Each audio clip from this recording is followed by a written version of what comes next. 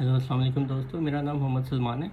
और पिछली वाली वीडियो में हमने देखा था कि हम कैसे ऑस्ट्रिया में जो जॉब्स हैं उनको शॉर्टलिस्ट कर सकते हैं, और जॉब्स का शॉर्टलिस्ट करने के बाद हम उन स्किल्स को कैसे शॉर्टलिस्ट कर सकते हैं जिनकी वजह से हम वो जॉब इजीली फाइंड कर सकते हैं। तो उस पर मुझे काफ़ी लोगों ने जवाब दिया और मुझसे कांटेक्ट किया। उसमें उन्होंने ज़्यादातर पूछा था कि सर हम कैसे जो है ना डेटा साइंस का स्किल सीख सकते हैं। तो उस चीज़ से रिलेटेड फिर मैंने कहा चलो मैं इस पर एक वीडियो सीरीज़ बना देता हूँ। तो आज की वीडियो बनाने का मकसद वो वीडियो सीरीज़ का आगाज़ ही है जो मुझसे पूछा गया पिछली वीडियो में। तो फिर मैंने सोचा कि अच्छा मैं, क्योंकि फिर मैंने कुछ यूट्यूब पे सर्च किया, फिर मैंने देखा बहुत से चैनल्स ऐसे हैं जो कि ऑलरेडी डाटा साइंस का काम कर रहे हैं, जैसे आपकी इन्फॉर्मेशन मिल सकती है। तो फिर लेकिन जो मैंने मेन चीज़ जो इनमें डिफरेंस देखा, वो ज़्यादातर जो जो सिखा रहे हैं यूट्यूबर्स, उनमें जो मेन डिफरेंस है वो ये है कि वो सारा जो कोड सिखाते हैं वो वो बहुत अच्छी तरीके से समझाते हैं, इसमें ऐसा कोई शक नहीं है। लेकिन जो उसमें लैकिंग है, जो मैं समझता हूँ कि बहुत ज़रूरी है एज ए डाटा साइंटिस्ट काम करने के लिए, वो है कि आपको जो कोड है वो प्रोडक्शन लेवल का आपको लिखना पड़ता है जब आप एज ए डाटा साइंटिस्ट किसी भी कंपनी में काम करते हैं। क्योंकि वहाँ पे आप ये जुपिटर्स वगैरह पे काम नहीं करते, वहाँ पे आप आईडीई पे काम करते हैं। डिफरेंट आईडीईज होते हैं, और जो मोस्ट कॉमनली कंपनीज यूज़ करती हैं for data scientist, they use the Python. तो आज की वीडियो में भी मैं आप लोगों को सबसे पहले बताऊंगा कि आप कैसे पाइचार्म को सेटअप कर सकते हैं अपने कंप्यूटर में। तो फिर उसके बाद हम इस चीज़ का बाकायदा तौर पे आगाज़ करेंगे। तो चलते हैं हम अपने कंप्यूटर की तरफ, जिसमें मैं आप लोगों को प्रैक्टिकल करके बताऊंगा कि आप कैसे पाइथन को डाउनलोड कर सकते हैं, पाइचार्म को डाउनलोड कर सकते हैं, और फिर हम देखेंगे कि आगे हम कैसे काम करेंगे इस पर। ठीक है, तो चलिए कंप्यूटर की चलते हैं कंप्यूटर की तरफ। क्या करना है, सबसे पहले आपने गूगल पे जाना है और यहाँ पे लिखना है पाइथन डाउनलोड। ठीक है, जब जो भी सबसे पहले लिंक आएगा आपने उसको ओपन करना है, और डाउनलोड, और ये सामने डाउनलोड आ गया है, आपने इसको डाउनलोड कर लेना है। ठीक है, it will take some time depending upon your internet connection. ठीक है, तो ये मेरी डाउनलोड हो गई है, मैं अभी इस ऐप को खोलता हूँ। ठीक है, तो आपने सिंपल इंस्टॉल नाउ, फिर आपको कुछ ऐसी विंडो शो होगी, yes, and now it's installing.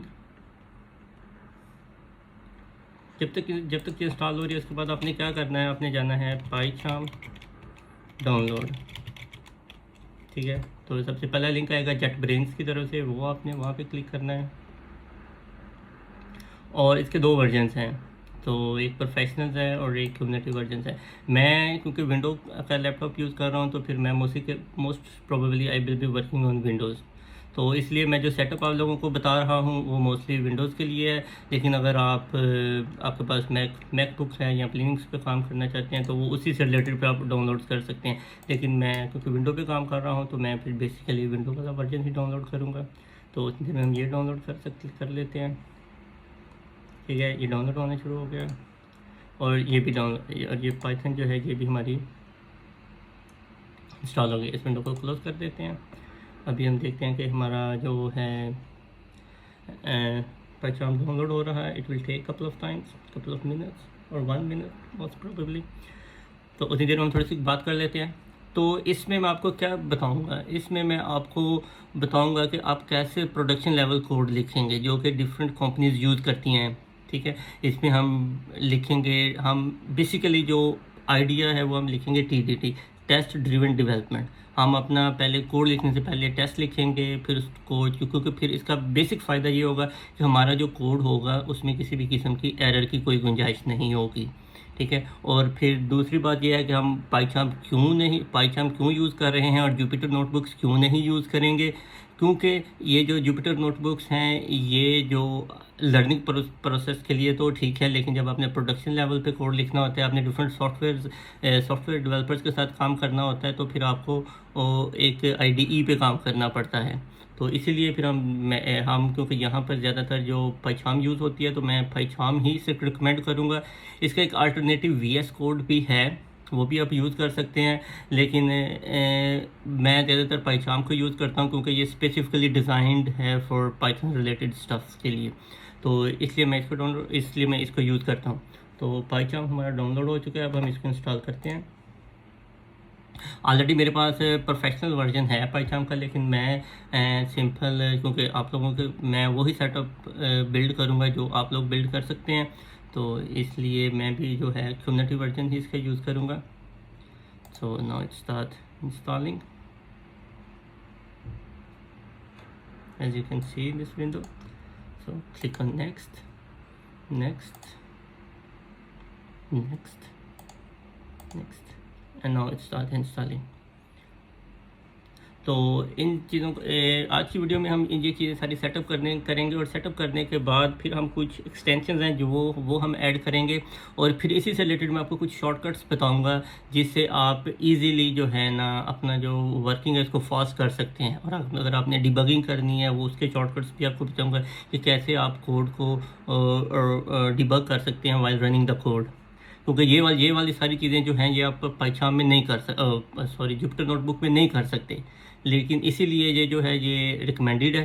तो ये मैं आप लोगों को बताऊंगा, फिर आप लोगों को खुद ही समझ आ जाएगी कि मैं क्यों ये चीज़ें कह रहा हूँ। तो देखते हैं, ये बस डाउनलोड इंस्टॉल होने वाली है। तो और बेसिकली इस प्लेलिस्ट में हम क्या करेंगे, ये जो मैं प्लेलिस्ट बनाने लगा इसमें हम एक प्रोजेक्ट लेंगे। हर प्लेलिस्ट में डिफरेंट प्लेलिस्ट बनाऊंगा, हर प्लेलिस्ट में हम एक प्रोजेक्ट लेंगे, उस प्रोजेक्ट को स्टार्ट से एंड तक फिनिश करेंगे, ठीक है। From analysis to development and development to deployment, यानी कि हम पहले डाटा कलेक्ट करेंगे, डाटा कलेक्ट करने के बाद हम उस पर ट्रेनिंग करेंगे, अपनी एवेलुएशंस करेंगे। मॉडल जब हम समझेंगे कि ये वाला जो मॉडल है ये फाइनल अब रेडी टू बी डिप्लॉयड है, तो फिर हम उसको डिप्लॉय करेंगे। हम उससे एपीआई उसकी एपीआई बनाएंगे और फिर हम इसको डिप्लॉय करेंगे और देखेंगे कि कैसे हम इस मॉडल को यूज़ कर सकते हैं। तो हमारे पाइथन में इंस्टॉल हो चुका है, तो हम इसको रन करते हैं सिंपल।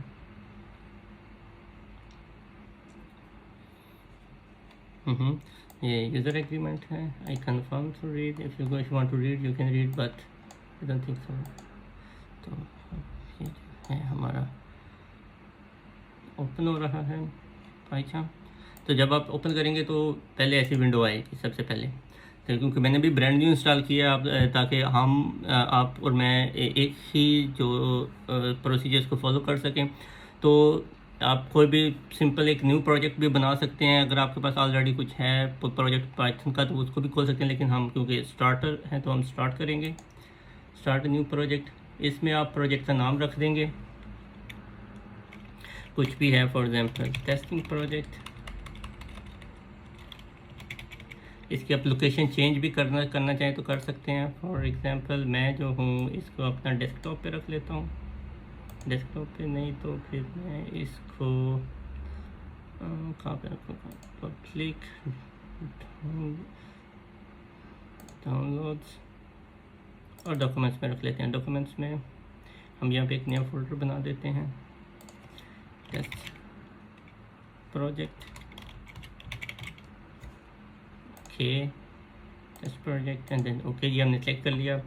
अब इसमें दो चीज़ें होती हैं, जब आप जुपिटर नोटबुक वगैरह रन करते हैं तो आपको ये सारा सेटअप नहीं करना पड़ता, लेकिन यहाँ पे ये थोड़ा सा है, लेकिन इसके फायदे, यहाँ पे आपको एक वर्चुअल इन्वायरमेंट बिल्ड करना पड़ता है, साथ ही जो कि उस प्रोजेक्ट से रिलेटेड होगा।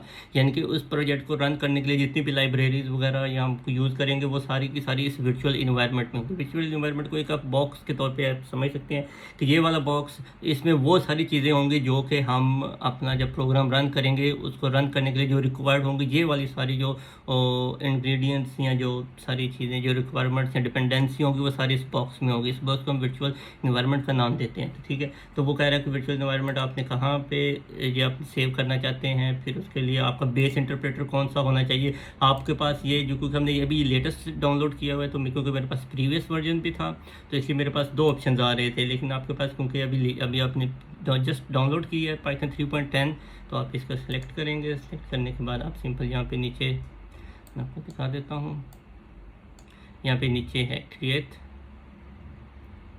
तो आप इसको क्रिएट कर लेंगे। और क्रिएट करने के बाद आपको कुछ ऐसी विंडो शो होना शुरू हो जाएगी।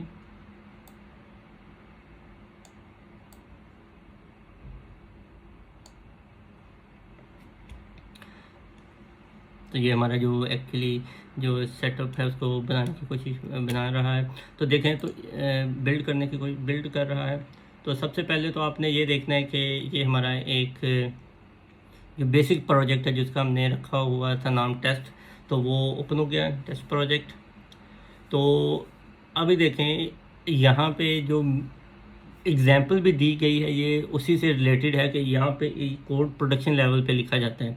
ठीक है, आप देखेंगे इसके अंदर आपका वो जब आप प्रोजेक्ट स्ट्रक्चर देखेंगे इसके अंदर आप देखेंगे कि ये जो एक वी भी साथ आ गया, वी वर्चुअल इन्वायरमेंट। इसमें क्या होगा, अगर हम इस प्रोजेक्ट को रन करने के लिए कोई लाइब्रेरी डाउनलोड करेंगे या इंस्टॉल करेंगे तो वो सारी की सारी इसके अंदर चली जाती जाएंगी, सेव होती जाएंगी। और जब हम अगली दफ़ा जब हम अगर हम कहते हैं कि किसी को कि यार ये वाला जो प्रोजेक्ट है ये आप रन करो, तो उसके साथ हम उसको ये जो बॉक्स है वर्चुअल इन्वायरमेंट ये भी सेंड करते हैं ताकि वो फिर अपना इन्वायरमेंट इस बॉक्स के अंदर जो कुछ डिपेंडेंसी होती है उनको इंस्टॉल करने के बाद वो भी ये इन्वायरमेंट बिल्ड कर लेता है, जिसकी वजह से उसके कंप्यूटर में भी ये प्रोग्राम रन होता है। और यही वजह है कि क्योंकि जो डेवलपर्स एक कंपनी में जब आप एज ए डाटा साइंटिस्ट काम कर रहे होते हैं तो डिफरेंट डेवलपर्स काम कर रहे होते हैं। तो ऐसे नहीं होता कि एक बंदा जो है वो फॉर एग्जांपल पांडास का वन वर्जन यूज़ कर रहा है और दूसरा कोई दूसरा वर्जन यूज़ कर रहा है, तो वो फिर जो होता है कन्फ्लिक्ट पैदा होना शुरू हो जाते हैं। तो इसलिए उन्होंने एक हर प्रोजेक्ट के रिलेटेड एक इन्वायरमेंट बनाया होता है जो कि उस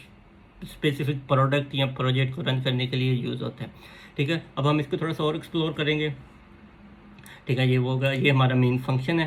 तो अभी अब सिंपल इसको अब रन करने के तीन तरीके मैं आपको बताता हूँ। सबसे पहले आप ये ग्रीन वाला बटन प्रेस करेंगे तो ये आपको सिंपल रन कर देगा और नीचे कंसोल में शुरू हो जाएगा। ठीक है, इसका दूसरा तरीका ये भी है, अब यहाँ से भी रन कर सकते हैं, ये प्ले के बटन से अब प्ले पे बटन पे भी रन कर सकते हैं। ठीक है, अब देखेंगे कि दोबारा मैं इसको रन करता हूँ तो ये दोबारा रन हो गया। ठीक है, अब हम क्या करते हैं, मैं आपको सिंपल से इसका एक बेनिफिट बताता हूँ कि हम ऐसा क्यों करना चाह रहे हैं। देखें यहाँ पे मैंने ये ब्रेक पॉइंट लगाया और ब्रेक पॉइंट लगाने के बाद मैं अब इसको डीबग करना चाहता हूँ। मैं ये नहीं कह चाहता कि प्रोग्राम एक मरतबा भी रन हो जाए और रन होने के बाद फिर जो है अपना फिनिश हो जाए, ऐसा मैं नहीं चाहता, क्योंकि मैं भी डेवलप कर रहा हूँ अपना एल्गोरिथम या प्रोजेक्ट। तो इसके लिए आपको डिबगिंग आपकी बहुत ज़रूरी होती है और ये एक इंपॉर्टेंट स्किल है। जब आप किसी भी कंपनी में जब आप काम करते हैं तो मैं आपको एक सिंपल सा इसका बताता हूँ कि ये कैसे यूज़फुल है। फॉर एग्जांपल मैं यहाँ पे गया, मैंने रन नहीं किया, मैंने डिबग किया। तो डिबग क्या करेगा कि डिबग कोड रन करना शुरू करेगा, लेकिन जहाँ पे मैंने ब्रेक पॉइंट लगाया वहाँ पे जाकर ये स्टॉप हो जाएगा। देखें, तो मैंने डिबग किया, अब ये यहाँ पे चला गया और ये यहाँ पे स्टॉप हो गया इस पॉइंट पे, इसने इसको रन नहीं किया। ठीक है, तो अभी इसके दो चीज़ें, एक डिबगर है, यहाँ पे जितने भी वेरिएबल्स इनिशियलाइज होंगे वो सारे आ जाएंगे, और एक कंसोल है जिसमें आप आउटपुट देख सकते हैं। अभी मैं यहाँ पे हूँ फॉर एग्जांपल। ठीक है, मैं अब ये प्रोजेक्ट अब मैं इसको रन करना चाहता हूँ। मैंने इसको सिलेक्ट किया, कंट्रोल शिफ्ट और ई प्रेस किया, तो ये देखें ये रन हो गया, इसकी आउटपुट आ गई, लेकिन प्रोग्राम अभी फिनिश नहीं हुआ। इसके नीचे अगर मैं कुछ और भी लिखना चाहता हूँ, मैं प्रिंट हाई में फॉर एग्जांपल ये जो फंक्शन है इसके अंदर मैं एक और स्ट्रिंग भेज देता हूँ। Keyword structure is different. Okay, तो फॉर एग्जांपल इसमें मैं एक लिख लेता हूँ हेलो वर्ल्ड। ठीक है, तो इसको अब मैं इसको भी रन कर सकता हूँ। सिंपल लाइन को सिलेक्ट किया, या उस लाइन पे जाएं, या फिर आप उस लाइन के कहीं किसी भी जगह पे कर्सर को छोड़ के कंट्रोल शिफ्ट ई दबाएं, तो आप देखेंगे ये शुरू हो जाएगा हेलो वर्ल्ड। ठीक है, इसी तरह अगर मैं चाहूँ कि यार ये फंक्शन जिसकी फंक्शनैलिटी को मैं टेस्ट करना चाहता हूँ, मैं चेंज करना चाहता हूँ, तो मैं यहाँ पे लिख दूँगा goodbye for example, goodbye.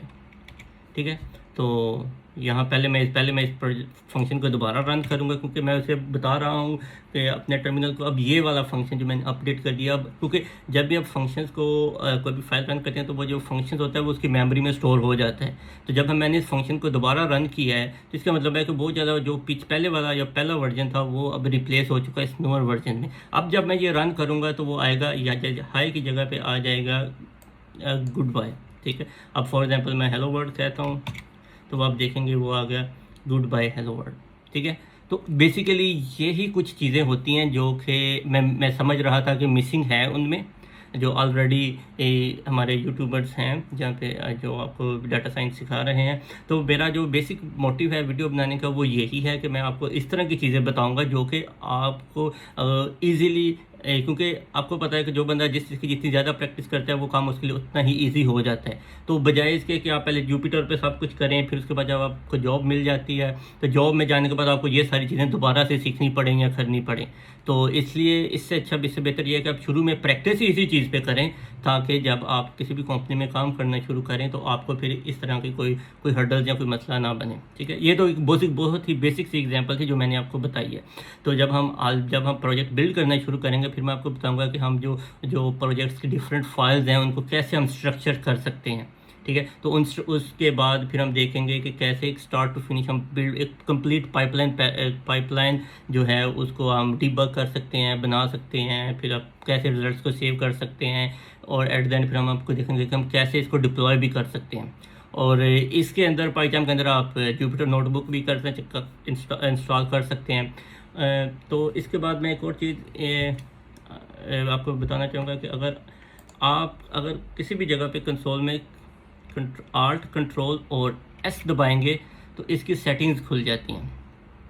ठीक है, आल्ट कंट्रोल और एस में से आप इसमें सब कुछ चेंज कर सकते हैं। फॉर एग्जांपल मैं इसमें से अभी मैं अपीयरेंस में जो मैं समझ रहा हूँ कि यार ये मुझे थीम अच्छा नहीं लग रहा, मैं इसको चेंज कर देता हूँ। ठीक है, तो ये चेंज हो गया।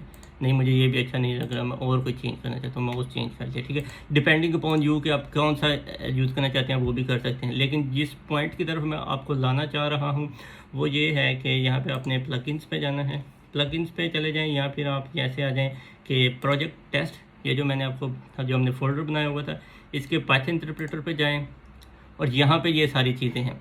ठीक है, ये वो इन्वायरमेंट है जिसके अंदर हम चीज़ें अब बनाना शुरू कर रहे हैं। ठीक है, अब फॉर एग्जांपल हमारे पास पांडास इंस्टॉल नहीं था तो हम यहाँ पे क्या करेंगे, फॉर एग्जांपल PANDAS पांडास इस करेंगे click and then install package.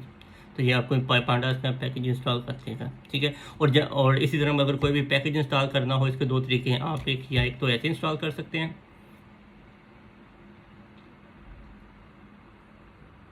ठीक है, इट्स इंस्टॉलिंग, तो आप इसको क्लोज कर सकते हैं। जब ये इंस्टॉल होगा तो यहाँ पे नीचे भी आपको ये लिखा रहेगा इंस्टॉलिंग पैकेज। और एक दूसरा तरीका होता है, यहाँ से आप टर्मिनल में जाएं,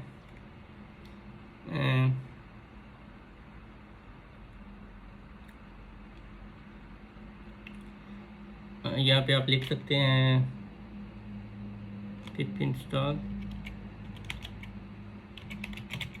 फॉर एग्जाम्पल आप मैटप्लॉटलिब इस्तेमाल करना चाहते हैं, मैटप्लॉटलिब, यहाँ से भी आप पैकेज को इंस्टॉल कर सकते हैं।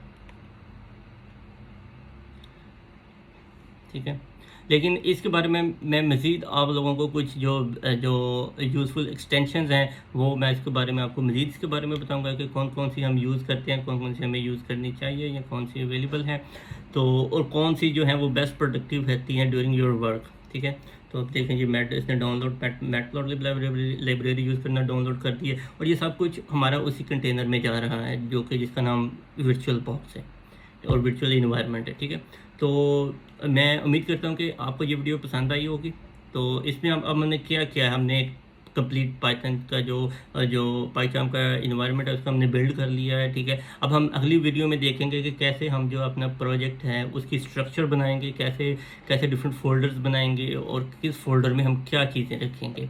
ठीक है, अगर आप लोगों को ये वीडियो पसंद आई हो तो मेरे चैनल को सब्सक्राइब करें और लाइक भी कीजिएगा। और अगर आप चाहते हैं कि मैं मज़ीद इस तरह की वीडियो बनाता रहूं तो या मुझे किसी और टॉपिक पे बनानी चाहिए तो आप मुझे मैसेज भी कर सकते हैं। मेरी लिंक्डइन प्रोफाइल का लिंक भी नीचे डिस्क्रिप्शन में है, और आप अदरवाइज़ आप कमेंट सेक्शन में भी मुझे बता सकते हैं अगर आप चाहते हैं कि मैं किस चीज़ के ऊपर प्रोजेक्ट्स बनाऊँ। ठीक है, तो फिर मिलते हैं इंशाल्लाह अगली वीडियो में, तब तक अल्लाह हाफिज़।